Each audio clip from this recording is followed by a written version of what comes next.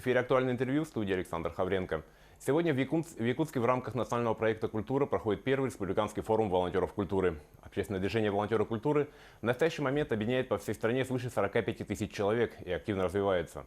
О том, чем привлекает общественное движение россиян, какие задачи решает и как стать волонтером культуры, мы сегодня поговорим с Дарьей Жуковой, руководителем дирекции движения «Волонтеры культуры» Ассоциации волонтерских центров. Дарья Дмитриевна, здравствуйте. Здравствуйте. Ну, расскажите нам, кто же такой волонтер культуры и кто может им стать и включиться в это движение? Волонтер культуры – это очень разносторонний человек, который готов применить себя в абсолютно разных амплуа. То есть это те люди, которые работают в учреждениях культуры, это музеи, библиотеки, парки, которые помогают в работах в архивах, в работе с большим количеством информации, оцифровкой этих документов. Также, конечно, на массовых мероприятиях и в работе с людьми, у которых есть особенности развития здоровья. Также волонтеры культуры заниматься сохранением культурного наследия. Это материальное и нематериальное. То есть мы здесь говорим о восстановлении памятников, в целом объектов культурного наследия, также о сохранении фольклора, о сохранении различных форм нематериальной культуры. Кроме того, волонтеры – это те люди, которые готовы реализовывать свои собственные проекты, они формируют социокультурные инициативы, творческие проекты.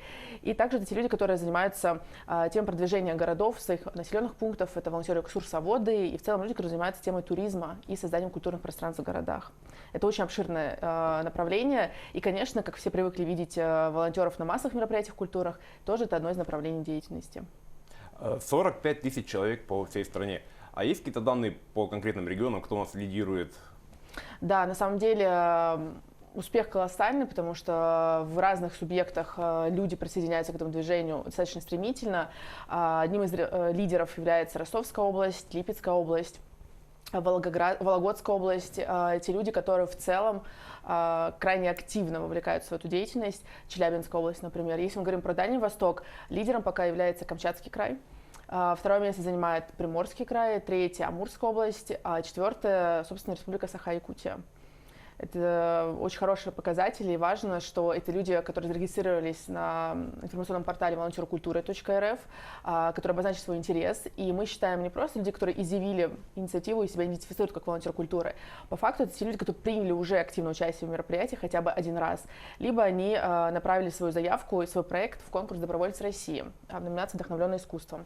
Поэтому это те люди, которые являются активными волонтерами. Для нас это крайне важно при подсчете в целом всех волонтеров.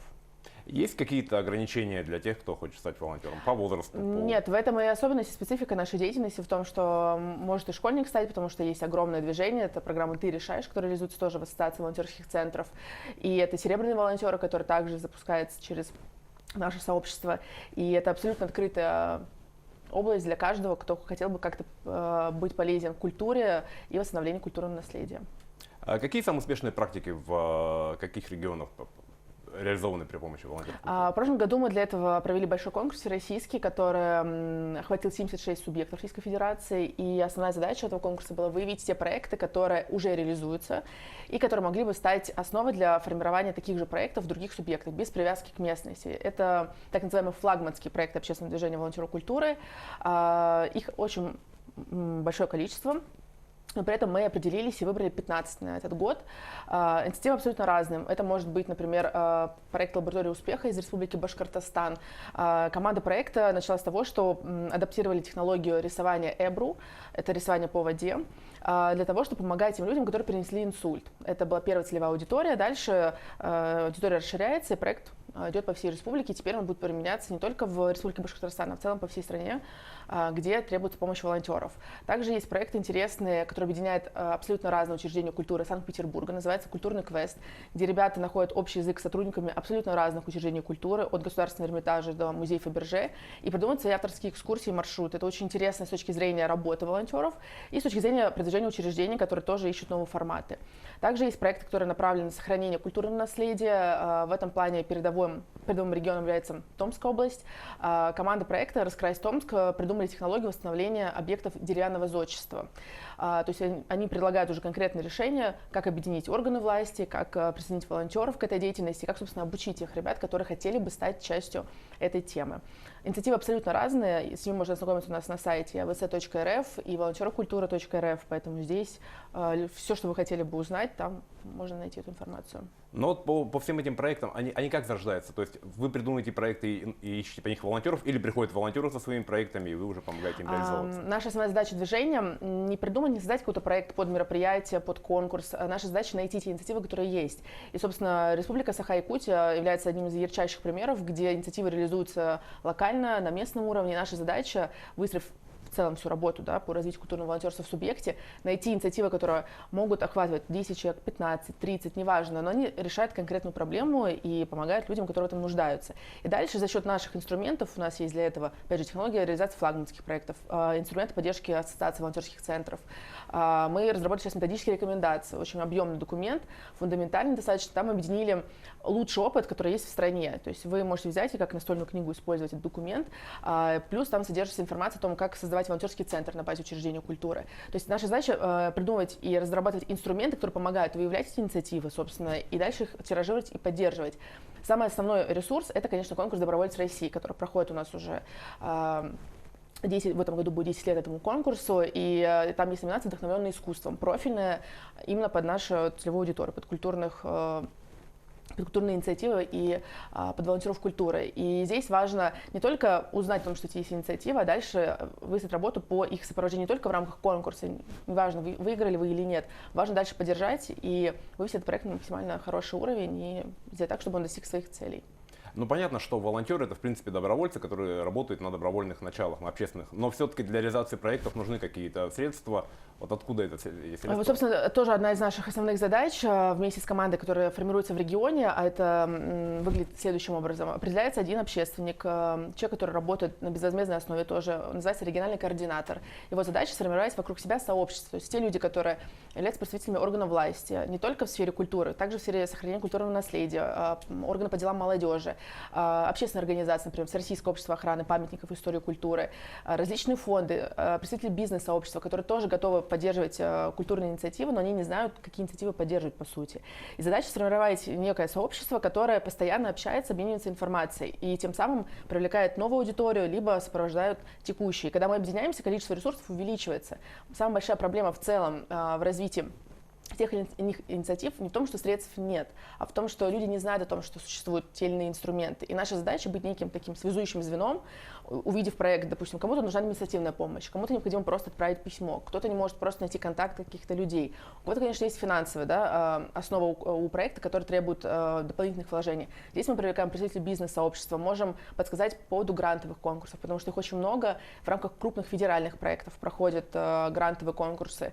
И здесь важно уметь написать заявку, подать проект, потому что зачастую в этом есть большая сложность у тех ребят, которые горят своей идеей, но не совсем хорошо умеют работать с документами, либо не соблюдают там все сроки. Вот задача движений, команды в регионах, которые 24 часа в сутки на связи, да, и могут подсказать, как раз найти те инициативы, которые есть, оформить их таким образом, чтобы они получили поддержку. Вот в этом, собственно, и роль движения.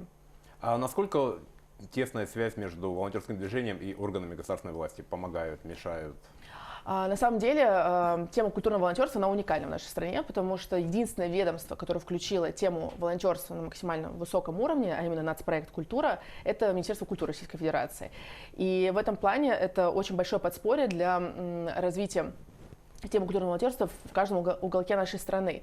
Коллеги, наши партнеры из министерств, они очень хотят помочь, и наша задача помочь им, опять же, с выработкой механизмов, подсказать, какие инициативы нуждаются в помощи, потому что у них есть ресурсы, они готовы помогать, но вот здесь как раз важно выстроить работу, определить роли, скажем так, да, чтобы каждый занимался своим делом, чтобы министерства не занимались поиском волонтеров, а при этом волонтеры не оказывали административную помощь и поддержку. Да. Здесь очень важно вот сформировать команду в каждом субъекте, и на самом деле в вашей республике хороший пример взаимодействия.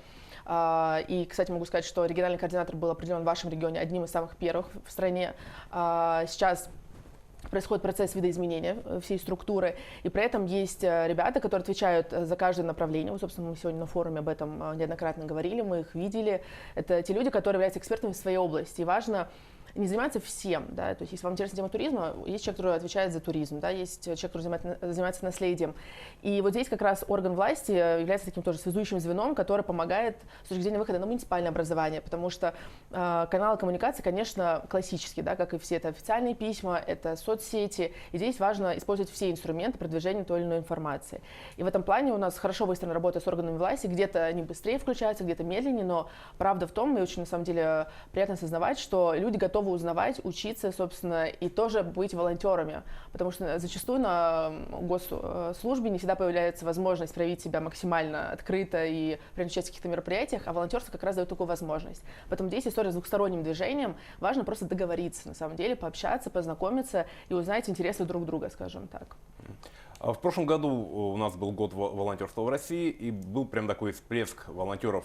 Не боитесь ли вы, что с окончанием года волонтеров немножко подостынут, подутихнут страсти? Да, год назад был год добровольца, и это на самом деле был сумасшедший импульс в развитии всего движения. Как раз по итогам года было принято решение включить тему волонтерства в нацпроект «Культура». Могу сказать точно, что нет, потому что прошлый год театра показал, что несмотря на то, что уже год не тематический, все равно волонтерство развивается, тема культуры, опять же, тоже достаточно стремительно идет по линии развития.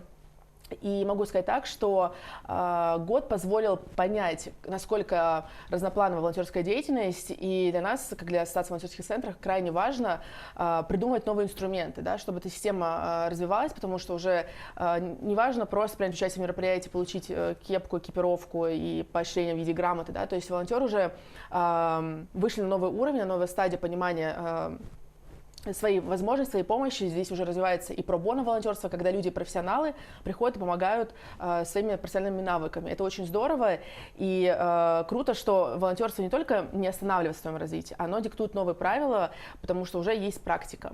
Это уже не теоретическая какая-то основа, база. И если мы говорим про волонтерство в сфере культуры, здесь важно, что такой большой всплеск дает возможность менять даже законодательство на максимально высоком уровне. И могу сказать, что большим результатом прошлого года стало принятие постановления правительства Российской Федерации, которое разрешает допуск волонтеров к работам на объектах культурного наследия, которые включены в реестр. Это беспрецедентная история, потому что раньше это было запрещено, а теперь мы вместе с нашей командой и с Министерством культуры Российской Федерации, и с Всероссийским обществом охраны памятников истории культуры разработали механизм, который позволяет, собственно, определить формат, что необходимо сделать для того, чтобы волонтер пришел и что-то сделал на объекте культурного наследия. На самом деле, вы прекрасно понимаете, это не такая простая зона ответственности, это как раз профессиональное волонтерство, потому что человек должен обладать навыками. И здесь механизм очень простой. Мы привлекаем специалистов по камню, дереву, металлу, например, которые имеют сертификат свой. И они проходят обучение и вместе с экспертами могут осуществлять помощь по реставрации и по ремонту этих зданий.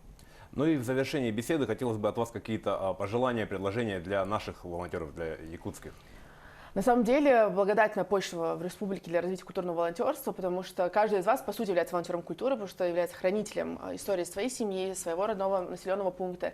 И важно, используя все инструменты, которые есть в волонтерстве, продвигать историю своей родной республики, своей страны, придумать для этого максимально интересные форматы, делиться этим, для того, чтобы об этом знали не только в республике, а в целом по всей стране, потому что то, что у вас есть, то наследие, которое существует в республике, оно просто впечатляет. Невозможно не забыть, не осознать. И круто, когда мы через волонтерство можем продвигать и сохранять такие фундаментальные вещи, которые испокон веков были здесь и формировали культуру в целом всей республики.